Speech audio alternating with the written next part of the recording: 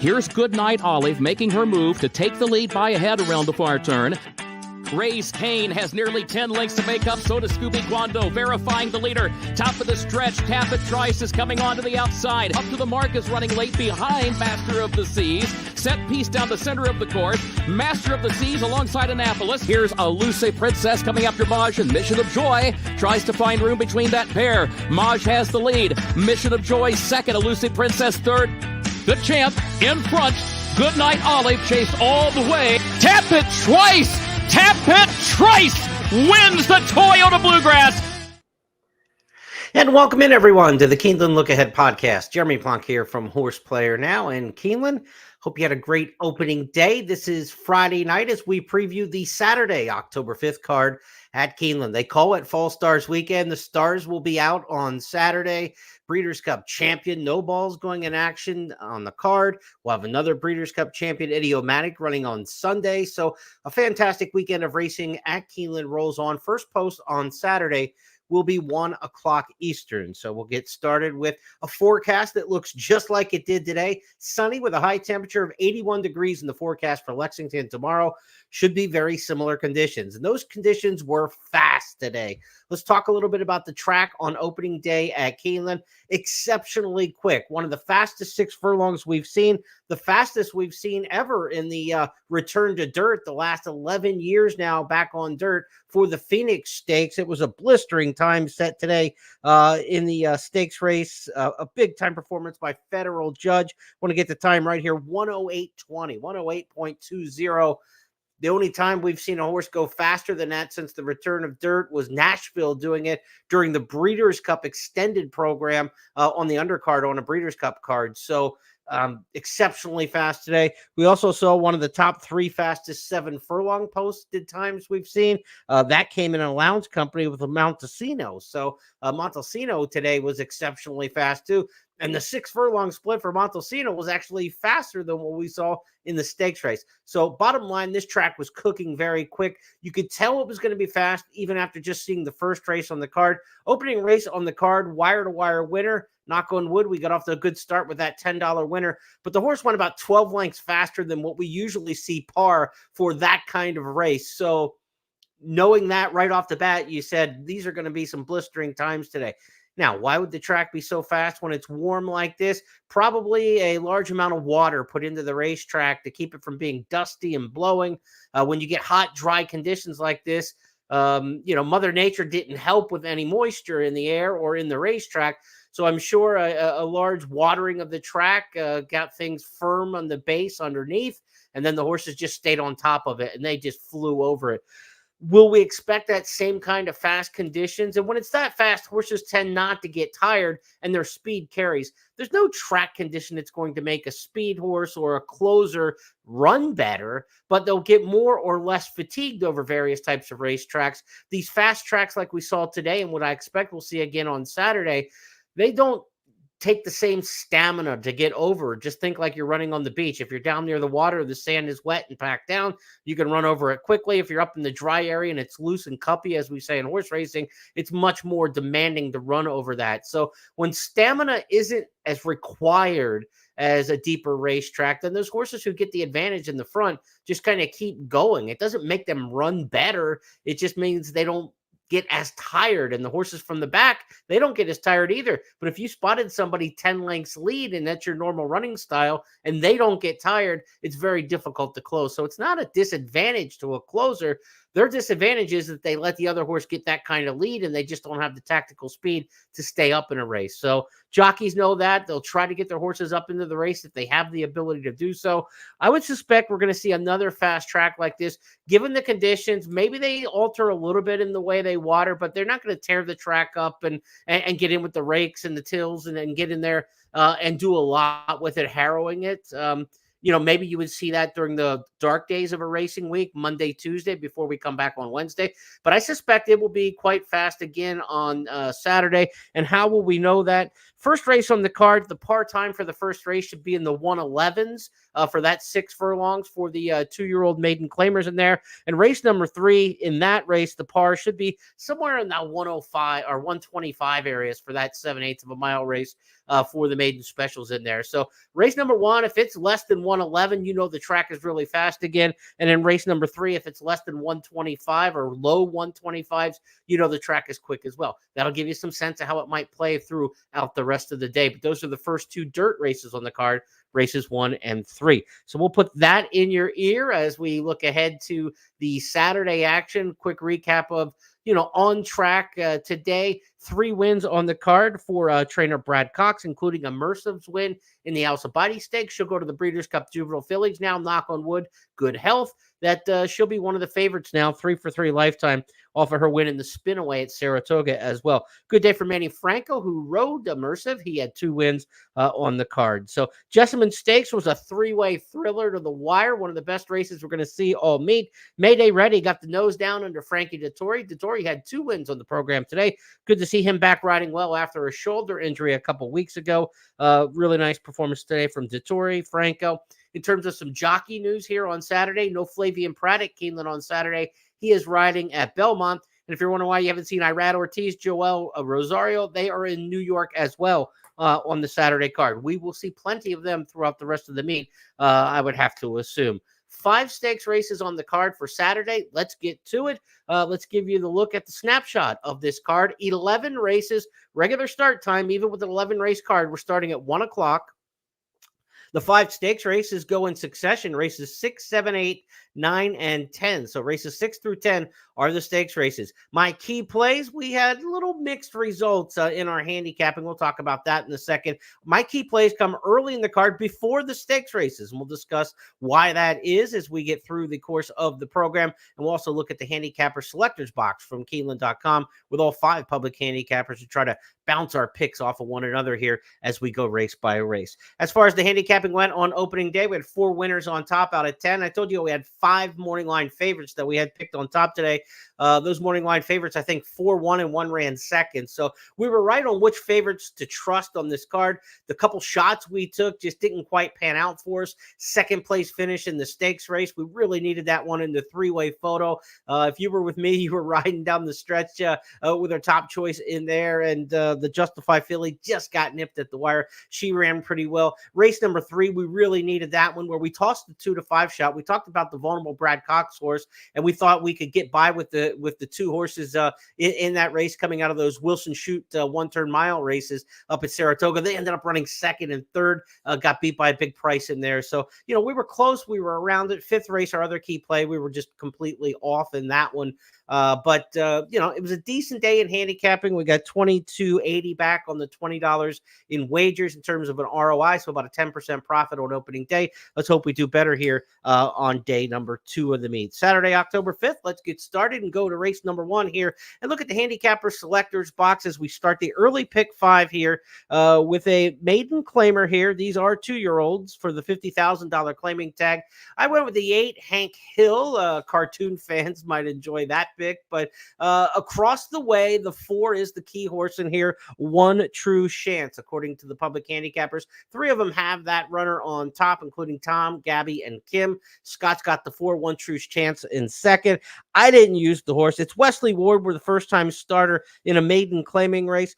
He's got good numbers in maiden claiming races overall. Statistically 31% according to Daily Racing Form statistics, but his maiden claimers debuting here at Keeneland in the fall haven't been just tap-in putts and don't have an exceptional percentage. So I'm going to take a shot against the Wesley Ward horse in here. No strong opinion. I've got a horse on top in here, Hank Hill, the 8, who's 8-1 in the morning line. We might keep this price because the trainer, Terry Brennan, has had a bad year, just being frank. 1 for 42 on the season. It's hard to play a 1 for 42 trainer at Keeneland. I get that, but this is a bottom level maiden claiming race. And again, everybody's just kind of taking Wesley Ward, I think, because they see Wesley Ward. It's a 2-year-old and let's go with it. But Ward's 2-year-olds in the fall, not the same as the first-time starters in the spring, especially debuting in a maiden claiming race here in the fall. I'll take a chance against. I went 8, 9, 1, and 4 in race number 1.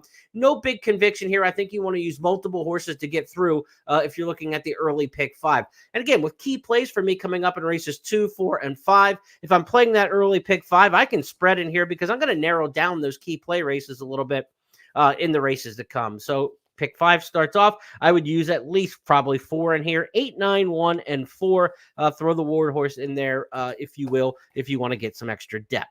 Okay, to the second race we go, and this is my first key play of the program here. This is a race where number 2, Anagata, is going to be my top choice. 15-1 in the morning line, and I want to look across that handicapper selectors box and see no 2s showing up anywhere else. That tells me I'm on the island. I love that. Nobody else likes the horse I like at 15-1. Tells me I'm going to get the price that I want. This is another one. John Ennis trains. This is a maiden special, 2-year-old on the turf. These races traditionally come up with some decent prices. We did have second choice over favorite today in the 2-year-old turf maiden special. But again, historically, these races produce a winner almost 10-1. It's about 9.8-1 average odds, so a $20 winner on average. Anagata is a horse who's got some inside speed, and I think you take a lot of variables out of this race. The one's got not a lot of speed to the inside of that runner. And as you get out through the field and you get some bigger name trainers, you got the Pletchers, the Amoses, Brendan Walsh, who had a winner on the card here on opening day. He's got the 9 in here, Dream Scheme, Nacho Correas with the 11. There's some barns that are going to get bet at Keeneland in here. John Ennis isn't one of those. And I think Anagata is going to get a great trip, inside speed. Love the Kentucky Downs horses here on the turf. So I'm looking for this one, Anagata, 15-1 in the morning line, to be one of my key early plays on the card.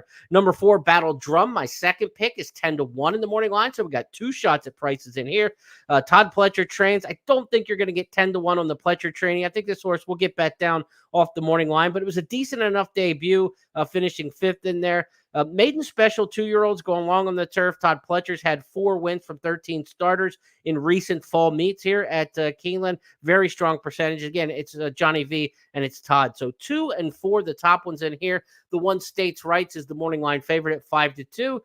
No knock on this horse's start at Keeneland last time out. Sherita Veld, not necessarily known for the 2-year-old turfers here at Keeneland, but her barn is exceptional and, has to be respected anytime she sends something out. 2, 4, 1, and the 5 would be the other for me amongst my top 4. But I love the 2 in here. I'm going to try to get the 2 with those other runners. So how are we going to work on this key play of the day with a horse who's 15-1 morning line? Obviously, we're going to get win money on the 2, Anagata. Then we're going to look at the 1, the 4, and the 5 as the other logical contenders that could go with the 2. So in this race, I want to play like an exacta key box, which means the horse I like has to run first or second. I don't want to be boxing up 5, 6 different horses and getting a ton of combinations. I want to stick to the horse I like, and I got the 2. So it'll be an exacta key box 2 with the 1, 4, 5.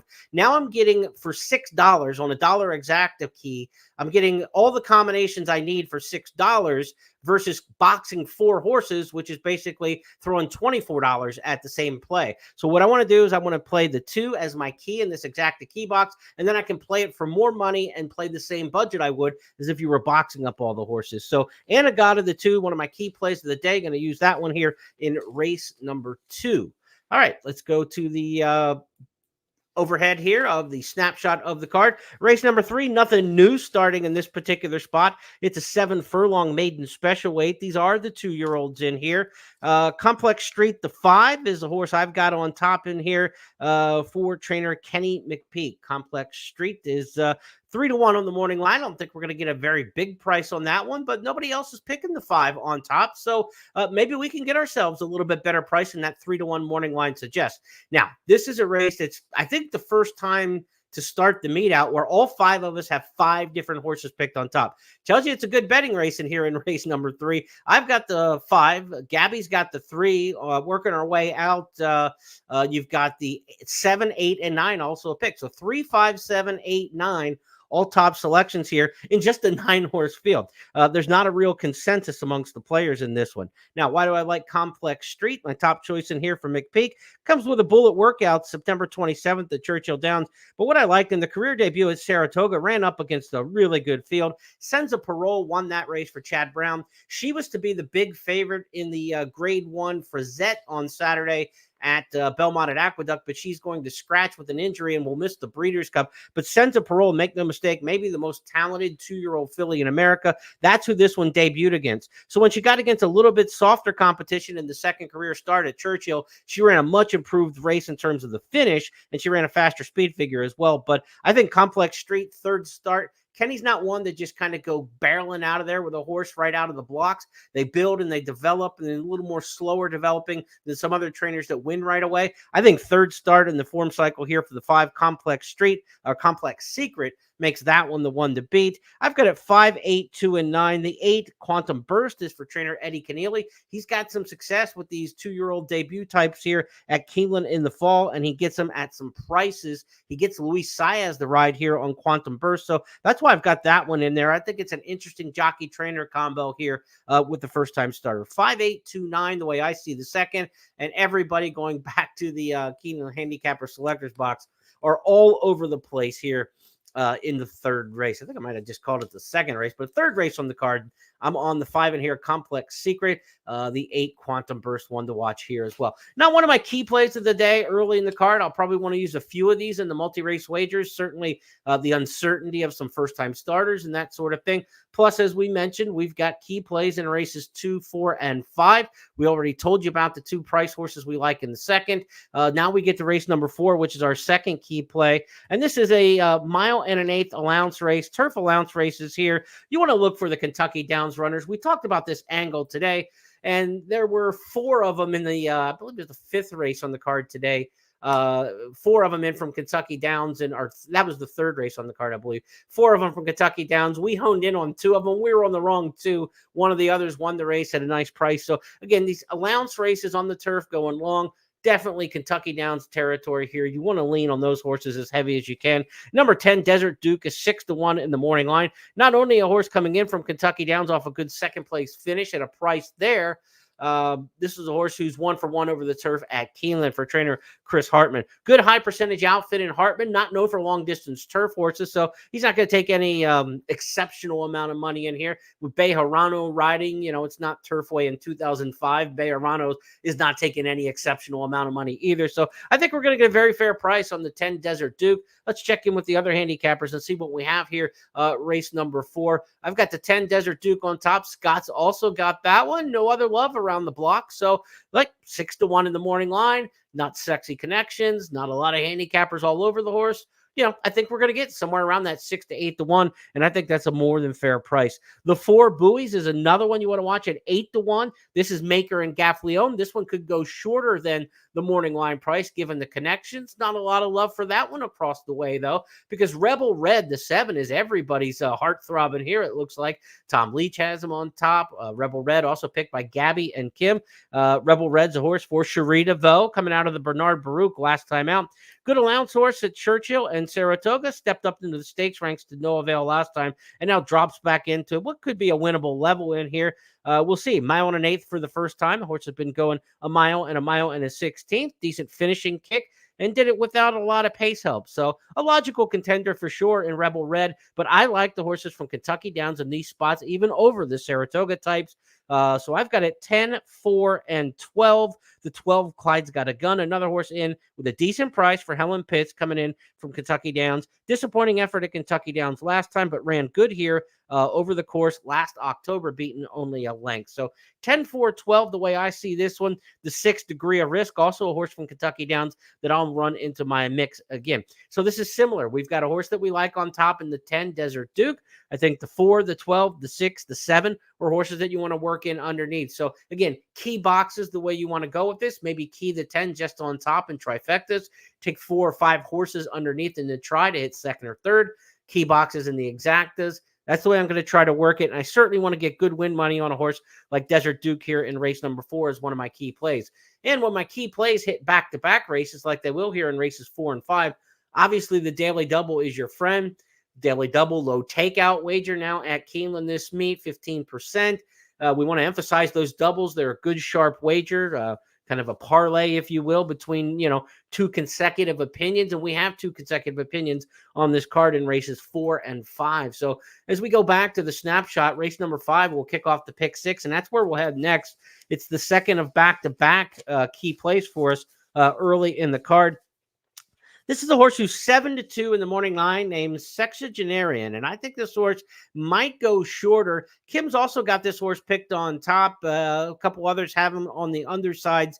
I think the form on this horse with the win and a second in the 2 career starts coming out of the Kentucky Downs race, now back to the dirt. The horse was very impressive, this Practical Joke colt in the debut at Ellis on the main track. The last race, runner-up behind Tiztastic. All that horse did was come back and win the Kentucky Downs Juvenile Mile Stakes race in the next start. So Sexagenarian comes out of a really good race. And Practical Joke, the sire, get this, 27% wins on the Keeneland dirt for sire Practical Joke. That's exceptional. I mean, any sire win percentage over 15% is good. 20% is really good.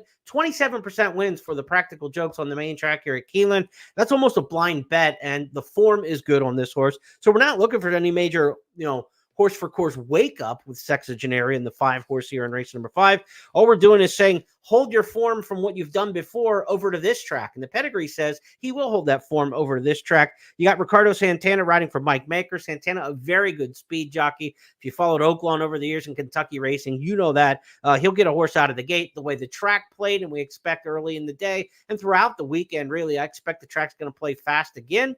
That's the kind of horse you want. I think Sexagenarian is going to get bet. I don't think we're going to see 7-2 in the morning line. I could be wrong. I hope that I am. If we get that price, we'll be really happy. The horse in the opener today was 9-5 in the morning line that we liked. We ended up getting a $10 mutual out of it. So never be afraid if people aren't betting your horse. Dead on the board is like something you hear about a horse who's not being bet that you thought would be bet. And there are a lot of people say, oh, my horse is dead on the board. The word's out that he's no good.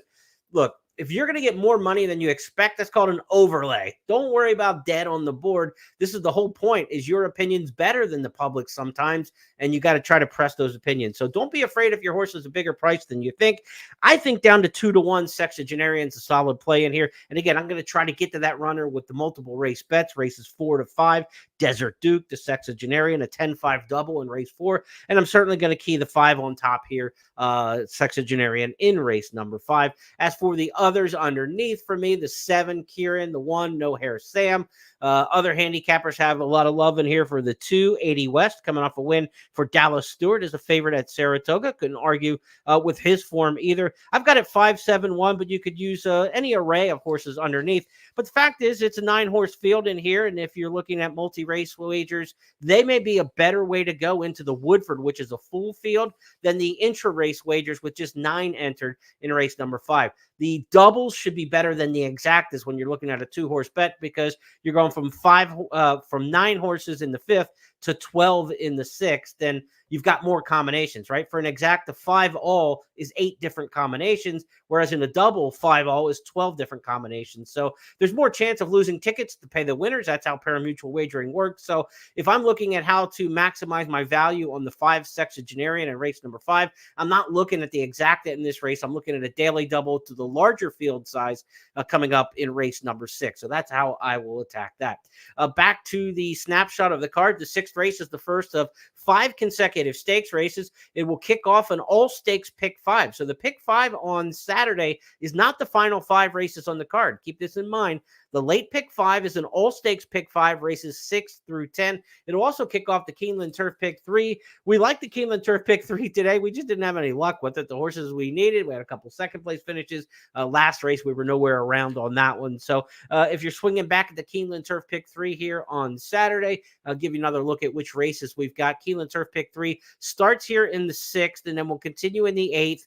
and then wrap up in the 10th. So 6, 8, and 10, all stakes races in the Keeneland Turf Pick 3 as well. Woodford Stakes, race number 6 is first up here amongst the stakes races, and I'm going to try to flip the result of what we saw last year. Our Shot and Arzak ran 1-2 in this race last year. Arzak the winner. Our Shot was second. I like the form now that Our Shot's in, and I love the post position. You know I like post 3, 4, and 5 in these full field turf sprints. Our Shot gets a much better draw in here, and I'm going to give that one the upset shot. And I think, 4-1 in the morning line, this is one I think is going to go off a little higher than that. I was kind of surprised to see the line that short. I think we're going to get a better price. You look at the odds on Our Shot in the recent races: 8-1, 7-1, 4-1, 6-1, 9-2. 4-1 in this field, in this stakes group, seems a little short to me. I think we're going to get somewhere 6, 7, 8-1, that kind of price on Our Shot, and that's where I'm leaning in this particular spot. Other power post in here to the 5, Nonay Hudson. You certainly have to respect that one. He's a son of Nonay Never, who won this race back in 2014. Wesley Ward trains. He's won the Woodford 3 times, and Frankie Dettori rides. There's a lot to like about the 4 and the 5, and we know Arzak, the winner of this race, the defending champ, can handle things. No Balls the 6 is the X factor in here. Of course, last year he won the Breeders' Cup Turf Sprint, the top turf sprint in the country, but he's run twice this year, and he's backed up in both of them.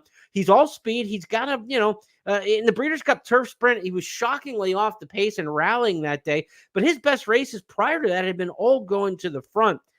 I don't know where No Balls is in terms of his form right now, off these 2 fourth-place finishes back-to-back. I know the race against Cogburn last time you can excuse because Cogburn's really just at an elite level right now, but in the race prior to that at 8-5, No Balls was beaten by Super Quest and Our Shot, 2 horses back in here. Yes, that was coming off a layoff, but I'm not worried about layoffs when it comes to turf sprinters. It's not about fitness for them. It's about sharpness. So that No Balls ran 4th in that allowance race at Saratoga on July 28th. To me, it's not because of the layoff. Maybe he's not as good as he was a year ago. He's now age 5. He's got to prove it to me. I'm going to stand against No Balls in the 6th race, the Woodford. Certainly respected his form last year, but this is not 2023. It's 2024. And I think maybe it's time for Our Shot with a great post position here to get the minor upset victory. Again, 4-1 in the morning line. I'm thinking we're going to get something in that 6 to 8-1 range, and I'll be excited to attack him there. I'll be using the 4 with the 5 and the 10, 4-5 exacta boxes, 4-10 exacta boxes, because I really don't look at the next race on the card. The TCA Stakes is one I've got a strong opinion at all on, so I'm not looking for multi-race wagers. And that's why when we take a look at, what are your key plays on the card here, right?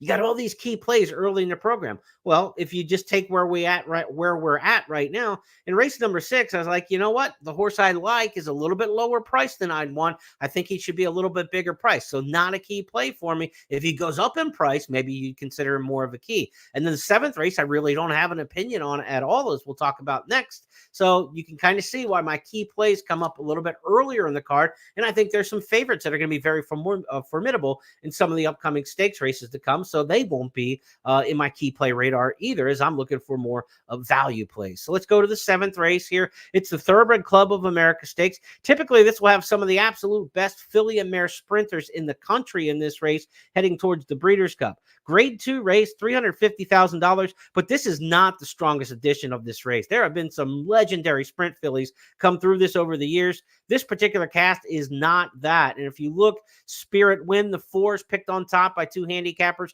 Red Carpet Ready's picked on top by 2 handicappers. And I've got Bright Work, who happens to be the 2-1 morning line favorite. I'm not happy about taking a short price at 2-1 in this race, but it's a field of 7. There's not just like a really defined pace style of how these horses are going to run.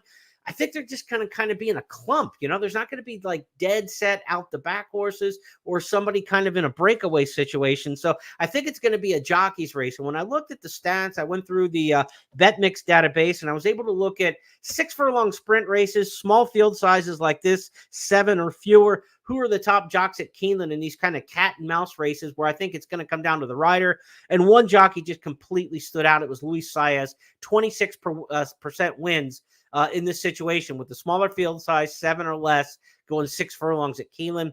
And Brightwork has a win over the track, right? We saw her debut here back in April of 2023. She went on to a good season last year before being injured and sidelined, and it was slow to get back this year. Her comeback win in the Prioress Stakes was good, not great. I think if she has another move forward in her, she's got a chance to win this race. But do I want to take her at a very short price? Not really. So this is a race. Intra race, I doubt I'm going to play 3 cents on this race, to be honest, right? I might have to get in and out of this race, though, in multi-race bets. But in terms of betting the Thoroughbred Club of America, your opinion is stronger than mine in here. And if you love this race, by all means, go after it. But like I tell you always, you bet less on your weak opinions and you bet more on your strong opinions. This is my weakest opinion of the entire card. So I can't put anything on this race with any serious conviction. But I will take the jockey stat. And I'm like I said, if I'm playing multi-race wagers, I've got to try to get through here. 3, 1, and 6 is the way I had it. Everybody else was picking 4 and 7 on top. So you kind of see how this is, right? I mean, it's only a 7-horse field, and you might be 5 deep to get through the pick 4, the pick 5. Start to see why my key plays were a little bit earlier in the program. Sorry, but I can't help you a whole lot in the Thoroughbred Club of America Stakes. But give you a look at the field for that race, clearly unhinged for Asmussen. Let's say Brightwork is the 2-1 morning line favorite, but Spirit Win, Red Carpet Ready, some of the top picks for the other handicappers in here in race number 7. To the 8th we go. 8th race on the card is the First Lady, a grade 1, our first of 3 consecutive grade 1s now on the card. First Lady Stakes, a prep for the Breeders' Cup Filly and Mare Turf, perhaps, or maybe more likely for the Breeders' Cup Mile, as these fillies would take on the boys. Breeders' Cup Filly and Mare Turf this year, because of the configuration of the track at Del Mar, is 1 mile and 3/8. It's farther than what we're used to seeing in the Breeders' Cup Filly and Mare Turf. So these First Lady fillies who may have went to the Filly and Mare Turf in past years, they may either go to the mile or sit out the Breeders' Cup altogether. I know Chad Brown's been on the record with talking about his fillies. He doesn't think he really has 1 mile and 3/8 filly in his barn for the Breeders' Cup Filly and Mare Turf. So Chad's horses coming out of this race might be pointed towards the Breeders' Cup Mile. We'll see which this race is really a prep towards, or how we handicap it just intra-race for, the purposes of making some money on Saturday. As a Breeders' Cup scouting report, it's a little bit different case to talk about, but let's just talk about this strictly as a mile race that we're going to try to pick the winner on Saturday. Now, this race has been all about Chad Brown. He's won it 6 years in a row. Last 6 years. So you're like, well, what are we going to do? Chad Brown's going to win the race. But if you look down through the past performances, Chad Brown's got the 1 in here. He's got Fluffy Socks. Taking a look at the field, Chad Brown's also got the 4 Gina Romantica. He's also got the 8 Chili Flag, and he's also got the 11 White Beam. 4 of the 11 starters in here. Now you're saying, oh, great. Well, how do we separate the Chad Browns? Well, that's going to be the task. Because as we mentioned, Chad's won this race 6 years in a row. One of the most crazy stats. If you follow me on Twitter at Horseplayer Now, as you see on the bottom, I put this out yesterday, I think it was. But Chad's won this race 6 times. None of the 6 were favorites. And you just assume Chad Brown is going to be bet the favoritism in these races. A lot of times he's got multiple horses in these races, but the one the public leans on hasn't been successful in this race. In fact, Chad Brown's won this race 7 times overall, 6 years in a row, and none of the 7 were the favorites. So who's going to be the favorite amongst the Chad Brown horses in here? Go another direction. Toss the favorite and try to get a little bit better price. I'm trying to figure out where they will go with the prices. Nick Tamaro, morning line maker, made Gina Romantica, the defending champ in this race, the 3-1 morning line favorite. The 8 Chili Flag, I ended up with my top pick in here at 6-1 in the morning line. I thought this might be the value play amongst the horses for Chad Brown in here. Tyler Gaffleone rides. Irad Ortiz usually rides Chili Flag, but again, Irad is riding Saturday at Belmont at the Big A, so he's not coming to town. You get Tyler Gaffleone, certainly a positive rider move there for Chili Flag. Horse ran poorly in the Diana Stakes last time out at Saratoga, but all the prior efforts are consistently good. I expect Chili Flag to run well here, but, what kind of price will we get? Because if you look across the way, I think a lot of us fell into the same thought process. Which Chad's going to be the better price? And at 6-1 in the morning line, maybe people got swayed there. I will say this, the morning line did not sway me because I handicap as soon as the past performances come out. The morning line wasn't out yet. And that's why, like, even in first race today, I had a horse who's 9-5 morning line, ended up paying $10. I had no idea he was going to be 9-5 in the morning line when we make the selection. So a Chili Flag here. 3 of us have him on top. So if Tom Scott and I all landed on Chili Flag, Gabby's got that one second, and Kim's got that one third. We're probably not getting 6-1. So you get back to the value play. Where are we going to get some value in this race? White Beam, maybe on the outside for Chad, will be overlooked. We'll find out. That's Florent Giroux riding. Flavian Pratt will not have the call on White Beam because Flavian Pratt's riding in New York on Saturday as well. So some jockey changes that are going to mix things up on the Brown trainees. Not a strong opinion in this race. So as you see, again, my stronger opinions earlier in the day. If we get a nice price on Chili Flag, why not go for that one? I've got the 3 Browns, 8, 4, and 11. Walkathon, interesting top choice in here off of 3 consecutive victories. One lesser races, frankly, the Anchorage Stakes at Churchill, the Kentucky Downs Preview at Ellis Park, and then the Ladies Turf at Kentucky Downs. Hasn't taken on horses of this quality. Chili Flag handled this one handily back in the Distaff Turf Mile, over a mile at Churchill. They were closer down at Gulfstream in the winter in the Honey Fox. So Walkathon just might be better now and could be a contender in here. But I think if you're going to get through this race, you got to use 8, 4, 11. I don't like Fluffy Socks a lot. I think she's a little bit off form for Chad Brown. But that's Frankie Dettori and Chad Brown, and that's going to be the longest price probably of the Chad trainees. So maybe you even want to include, if you're talking about multi-race wagers here in race number 8, the Thurber, the First Lady Stakes, pick 4 starts here. It's the second late pick 4. There's an all stakes pick 4 that starts in race number 7. Should have mentioned that. And then the late pick 4 will stay as usual with the final 4 races on the card. So we get an extra pick 4 on the program. But in this First Lady Stakes, I don't know how you get out of here without using 4 or 5 horses, or you just kind of cut bait on an opinion and say, I'm just going to take one in here and go for it. And if I had to take just one, I would take Chili Flag. So that's kind of the way the picks were created, right? I kind of take you into the kitchen a little bit and tell you how I, made the recipe. I didn't even mention Tarawa in here for trainer Dermot Weld. Of course, he's been to Keeneland in the past to win Breeders' Cup races.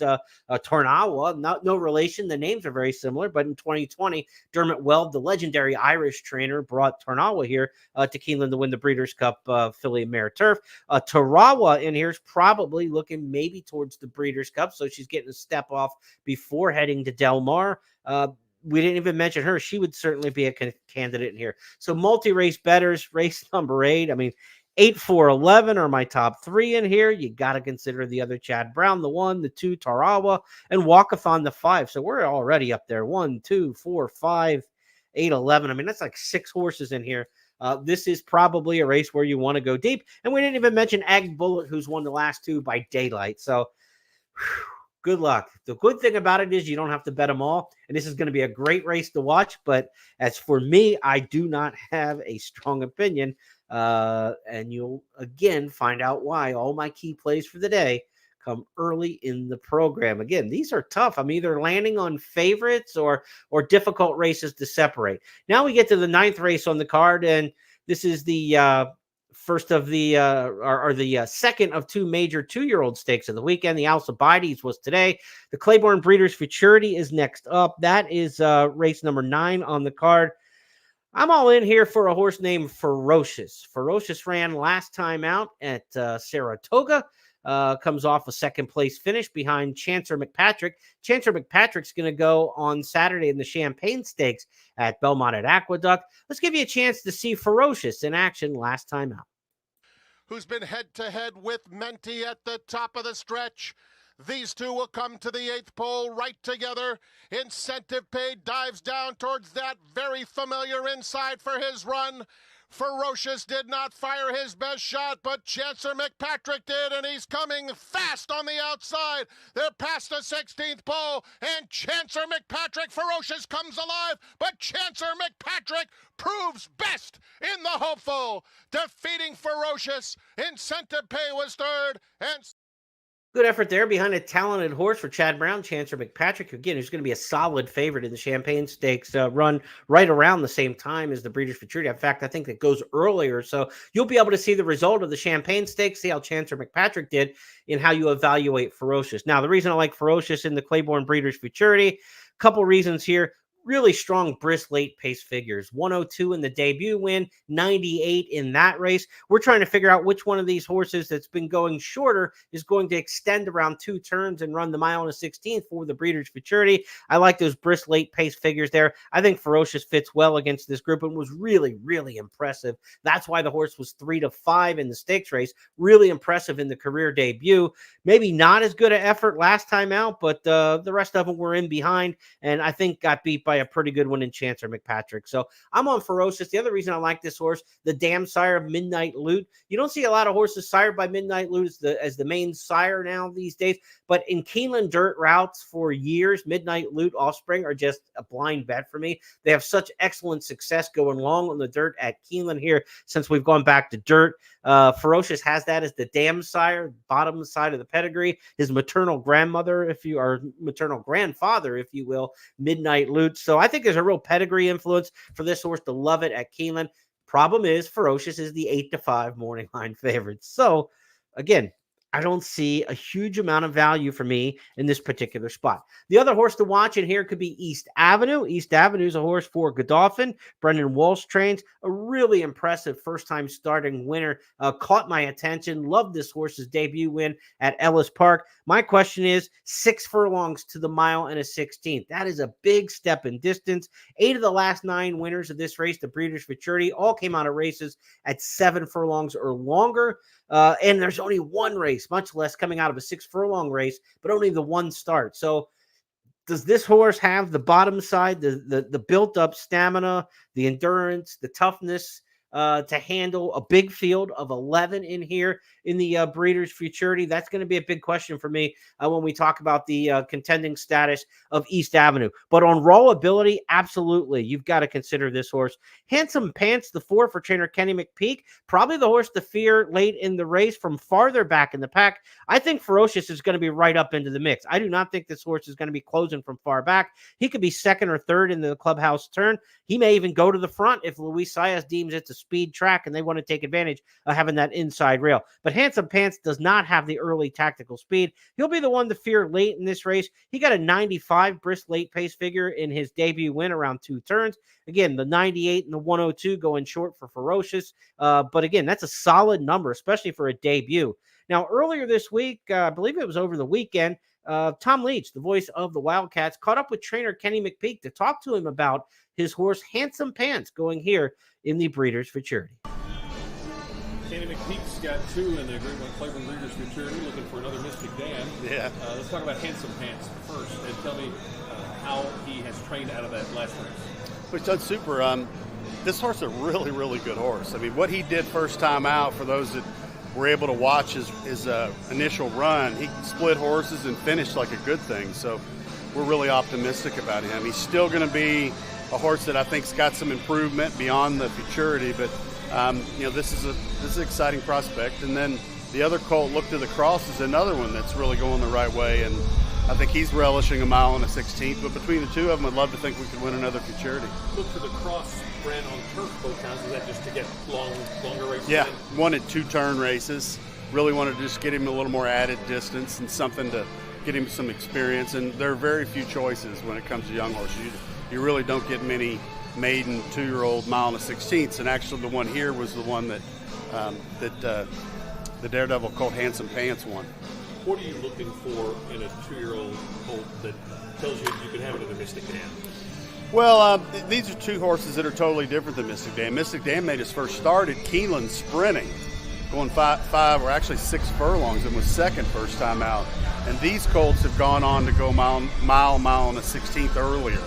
So it's a bit apples and oranges, but certainly, Kentucky Derby prospects, Breeders' Cup prospects, and horses with high-level talent. Got another Grizzly to unveil at the Keeneland Fall Meet?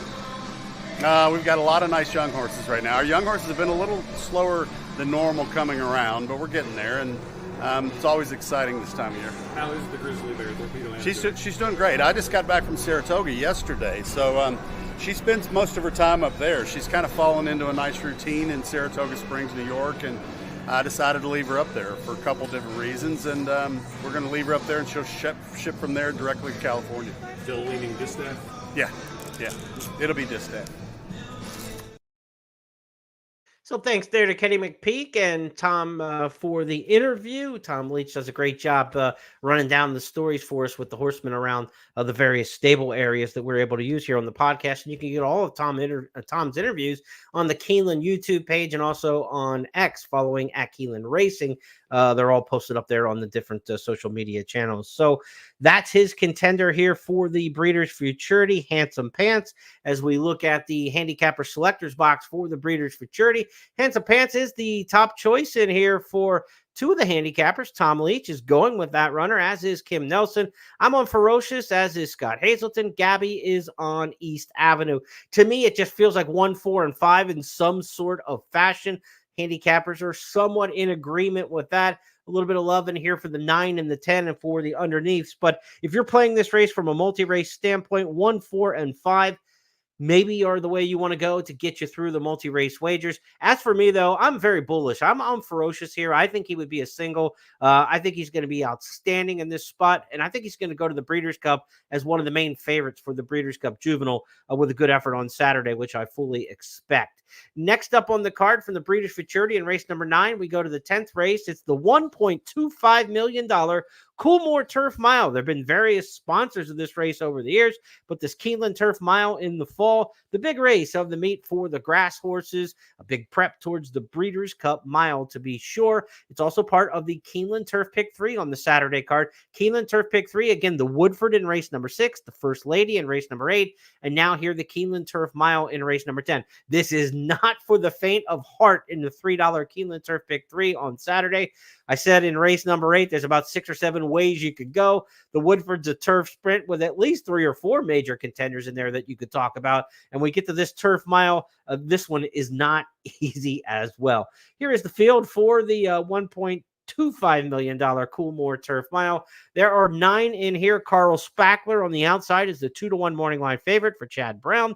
This is a horse who really got off to a blazing start in his career, won his second career start at Gulfstream Park, and really turned everybody's heads. We thought this was going to be a grade 1 star. He didn't get his first grade 1 win, though, until August of this year. He debuted in February, our second start in February of 2023, when everybody thought this is the next big Chad Brown.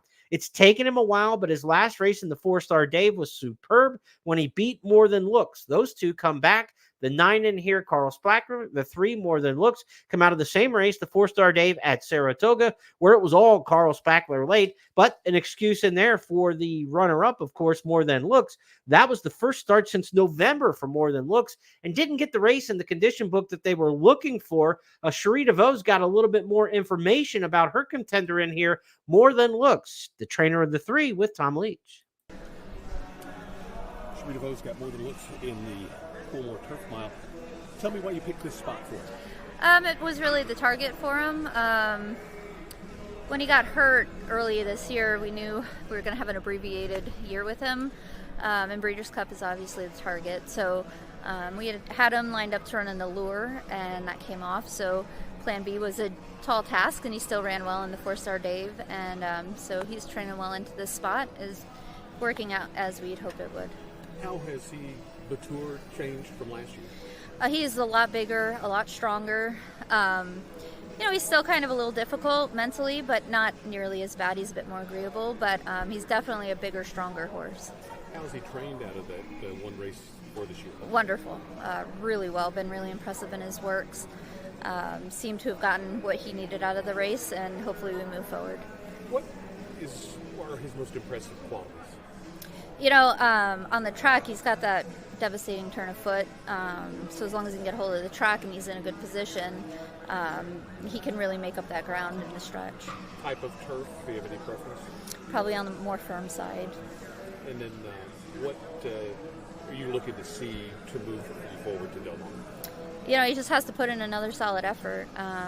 Again, he's still, if you go by the 3-race series, it'll be a second race, so hopefully he doesn't bounce, but there's really no signs of regression in the morning, so we'll just have to see. So thanks to Cherie, thanks to Tom for that. More Than Looks, second start off the layoff. And this is the horse, when you go back and look at the previous form cycle, second start of the career was a major, major improvement. I would expect more out of More Than Looks, and going to give Carl Spackler a much better challenge late in this race than what he did up at Saratoga, I would assume. Besides those two, though, the horse I think that you want to fear in this particular spot, and my top choice in the $1.25 million turf mile, is going to be the European Invader, number 2, Kikali. Kikali, ridden by Frankie Dettori. Dettori with a big day today, 2 wins on the card. This is a half-brother to the great Frankel. Frankel, one of the all-time great milers in racing history. This is his half-brother. Kikali has not lived up to that to this point. He's only won 1 of 6 starts, but he's been in the mix. This is a horse who was 9-5 in the Prix Pratt in Deauville just back in July. So this is a horse who was well bet to favoritism in a Group 1 in Europe. Last time out, he's improved a bit, ran 4th, beating just the neck in there. You get to Tory, and this horse 4-1 in the morning line. I'm giving my shot in here to Kikali. Kikali, my top choice in the Coolmore Turf Mile. Carl Spackler to be respected. The 3 More Than Looks to be respected. I consider this maybe my third key play of the day, but I have too much respect for Carl Spackler and More Than Looks to just think that the European coming over here has got to roll over them. I think those are 2 pretty nice turf milers. So I kept my key plays earlier in the card. I think for multi-race wagers, you probably want to be 3 deep in this particular spot, but none of those 3 are going to be big prices, right? I mean, they're going to bet Carl Spackler. I think they're going to bet Kikali, and I know they're going to bet More Than Looks as well under Jose Ortiz. That horse was just 5-2 at Saratoga in the matchup last time with Carl Spackler. So you're not suddenly going to see 8-1 or something like that on More Than Looks. 2, 9, and 3, they're all going to get bet. You look across the way, 2, 9, 3 is the way everybody's got this one. And again, how you pick these races on Saturday as which ones you focus on with the biggest part of your budget is going to be about everything, because the opportunities that the races shake out the way I think they will, there's going to be some short prices here and there. If you've got an opinion on a horse at a price, you got to attack him at some point in the card. Multi-race wagers will still be a good way to go if you get shorter prices, because typically even a pick 4, pick 5 with some smaller prices, you only need to beat 1 favorite, 2 favorites maybe to boost those payoffs up there. So they're a good alternative to trying to chase 5-2 and 2-1s every race and think you're going to string together 4 5-2 winners on a card, which just doesn't happen that often. So, interesting way that you're going to have to attack and gamble. I think in the multi-race wagers, though, here in the Coolmore Turf Mile, 3 deep in here to my recommendation, the 2, the 3, and the 9. All right, let's go to the 11th and final race. We'll wrap this up with another 7 furlong maiden special. This is, I believe, a split division of what we saw in race number 4 on the card. Let's go right to the picks here for the 11th and final. This will wrap up some of the multi-race wagers. A lot of the multis wrap up with the 10th race on the card, but that late pick 4 that was added goes through this race. I'm on the 8-5 morning line favorite. I hate to say it, folks, but the 5 Aglise is the one to beat in here. Coming off back-to-back close second-place finishes against some decent competition. Doro Unbridled, the horse who beat him last time out at Churchill Downs, has got some pretty good intentions, a well-meant type runner. I think Brian Lynch has Aglise in a much easier spot here. There are no world beaters in this particular race. The 9 Top Gun Rockets had 1 million shots already, 0 for 8, but always around in the mix. So a horse that you want to consider for the exotics, but not one to trust very much on top. As for the others in here, Big Salt Lick, the 6, might be the price play for me if you're trying to get one into the exacta. This horse showed some speed going a mile last time. The pseudo one-turn mile at Ellis Park, turning back to 7 furlongs. Those horses typically run pretty well here, going 7/8 of a mile. So the 6, Big Salt Lick, a Doug O'Neill trainee, West Coast trainer, but the horses run all in Kentucky so far. Big Salt Lick might be a horse at a fair price that you can work into the exotics.